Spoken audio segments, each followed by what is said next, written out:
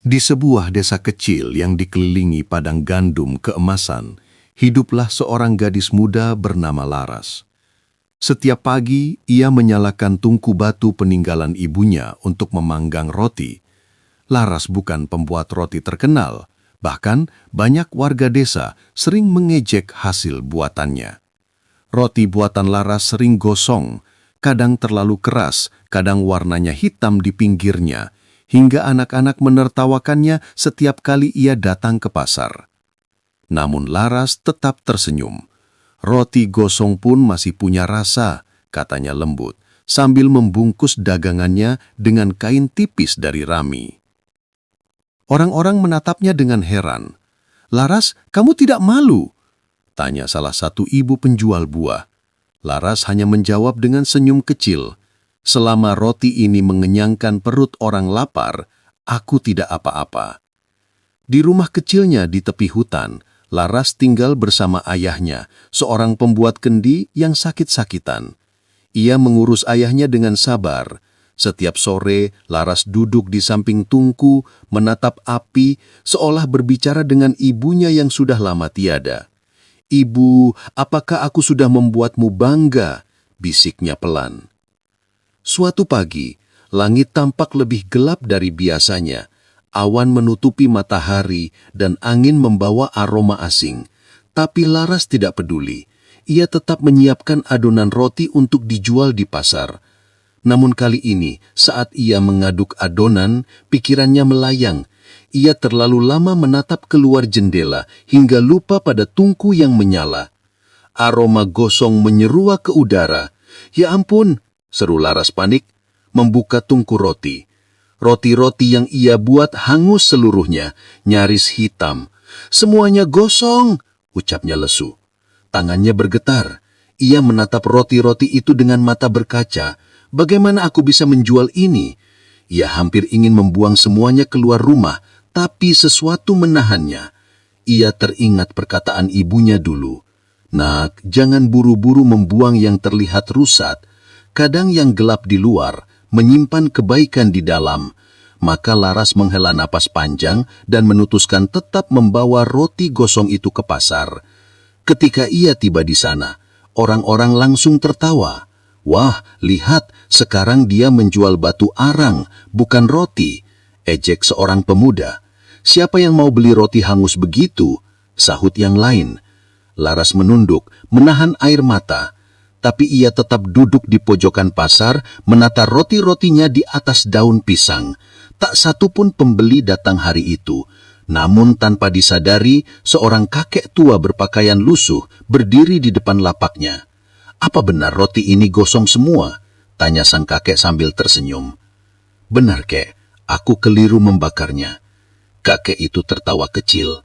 "Bagus, aku sudah lama mencari rasa gosong seperti ini." Laras menatapnya bingung. "Kenapa, kek?" "Karena rasa gosong mengingatkan bahwa manusia pun kadang terbakar oleh kesalahan, tapi tetap bisa mengenyangkan dunia." Kakek itu membeli 3 roti dan berjalan perlahan. Laras memandangnya, merasa aneh tapi hangat di hati. Hari itu, Laras pulang dengan perasaan campur aduk. Ia tidak tahu bahwa roti gosong itulah yang kelak akan menyelamatkan seluruh desanya. Keesokan harinya, desa Laras berubah. Langit tampak suram dan aroma aneh tercium dari arah utara. Orang-orang berbisik di pasar, mengatakan bahwa gunung di belakang desa mulai mengeluarkan asap.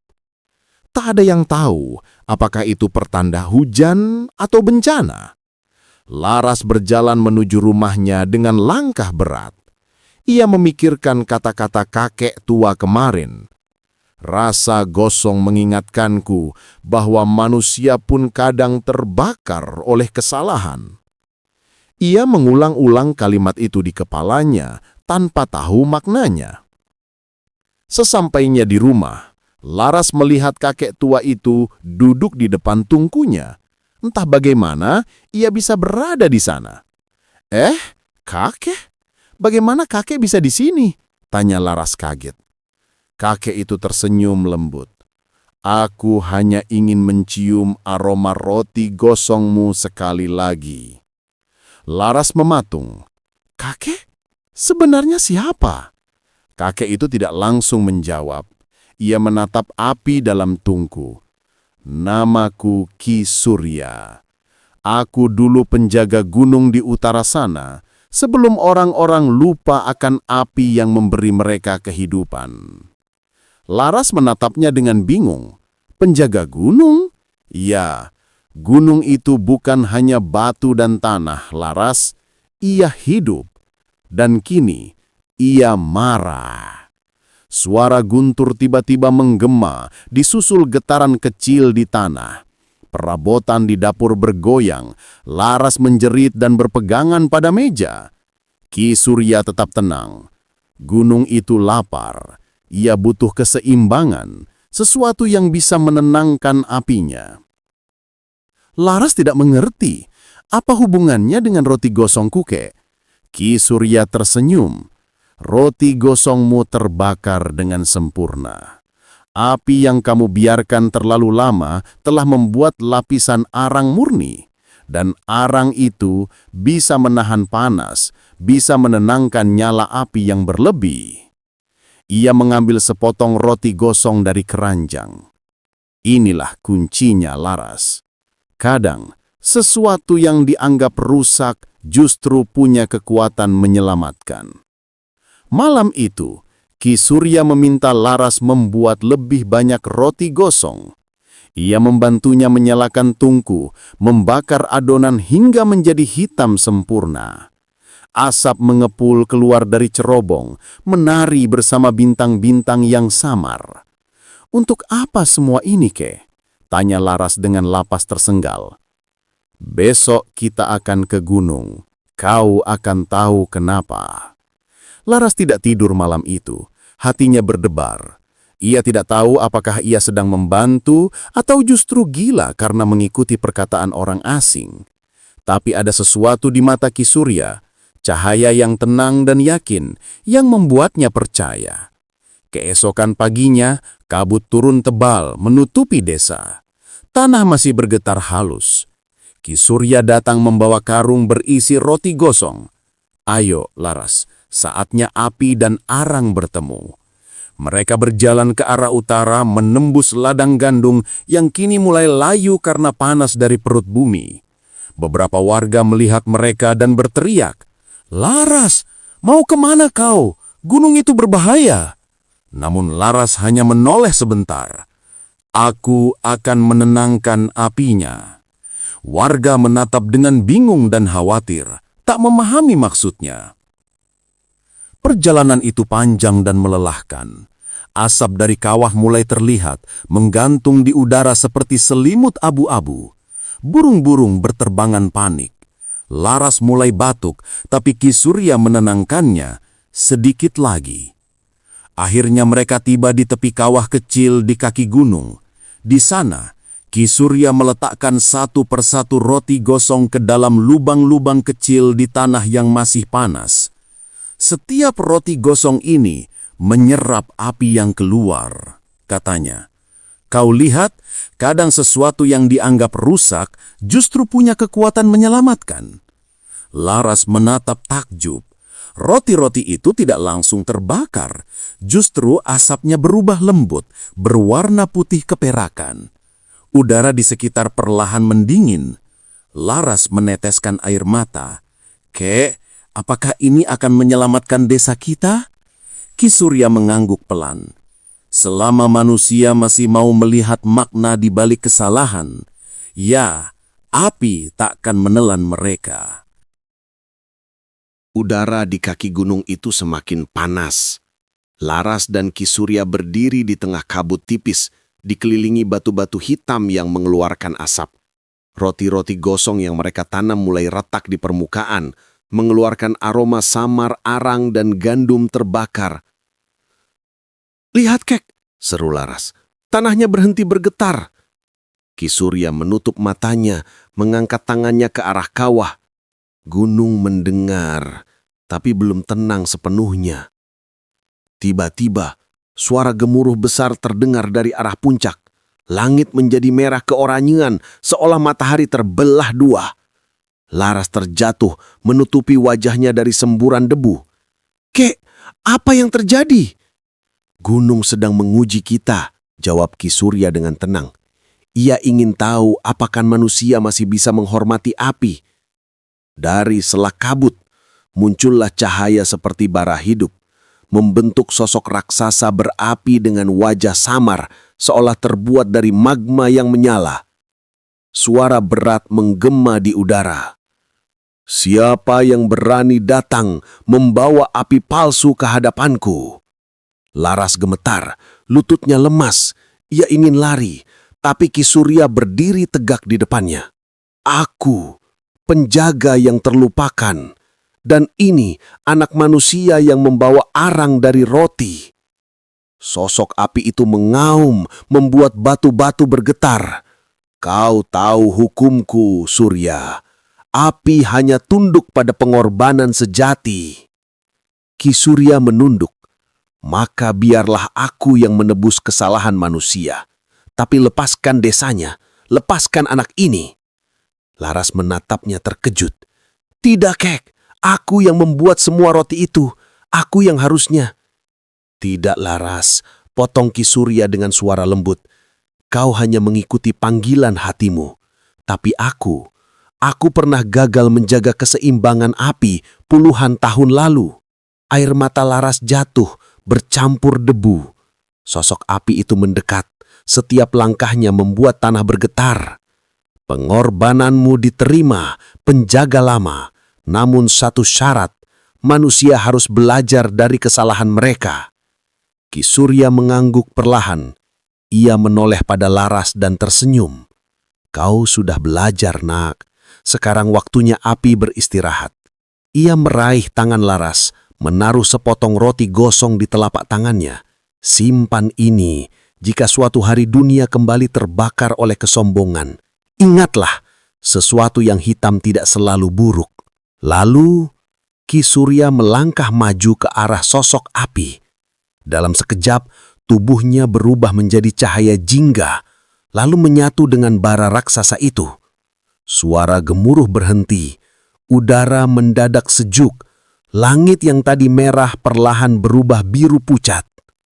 Laras berlutut, memeluk karung berisi roti gosong yang tersisa. Ia menangis dalam diam. Angin bertiup lembut, membawa aroma roti hangus yang kini terasa manis. Di udara, terdengar bisikan samar suara Ki Surya. "Laras, manusia akan selalu terbakar oleh kesalahan. Tapi selama ada hati yang mau menerima hangusnya, dunia akan tetap hidup." Tak lama kemudian, warga desa yang semula mengungsi mulai mendaki ke arah gunung. Mereka melihat pemandangan yang tak pernah mereka duga. Tanah yang tadinya panas, kini menjadi subur, ditumbuhi rumput hijau muda. Asap putih menari seperti tirai halus. Di tengah semua itu, Laras berdiri memegang sepotong roti gosong, simbol keberanian dan penebusan. "Laras," seru salah satu warga, "kau masih hidup. Apa yang terjadi di sana?" Laras menyenyum dengan mata sembab. Gunung sudah tenang, karena ia kenyang oleh arang yang lahir dari kesalahan. Warga saling pandang, tak paham sepenuhnya. Tapi mereka tahu satu hal, gadis yang dulu mereka ejek kini menjadi penyelamat desa. Malamnya, mereka berkumpul di pasar. Tidak ada tawa ejekan lagi, hanya rasa hormat. Mereka menyalakan tungku besar di tengah lapangan dan memanggang roti bersama. Roti yang sedikit gosong, sengaja kali ini. Dan mereka menyebutnya roti Surya untuk mengenang penjaga gunung dan gadis pemberani yang mengubah kesalahan menjadi keajaiban. Sejak hari menganatangkan, gunung menunduk pada arang. Kehidupan di desa Laras tidak pernah sama lagi. Orang-orang yang dulu sibuk mengejek kini sering datang ke rumahnya meminta diajarkan cara membuat roti. Bukan sekedar roti empuk beraroma mentega, tetapi roti gosong yang punya makna. Laras tidak menolak siapapun. Ia tersenyum setiap kali ada anak kecil yang menatap heran melihat pinggiran roti yang menghitam.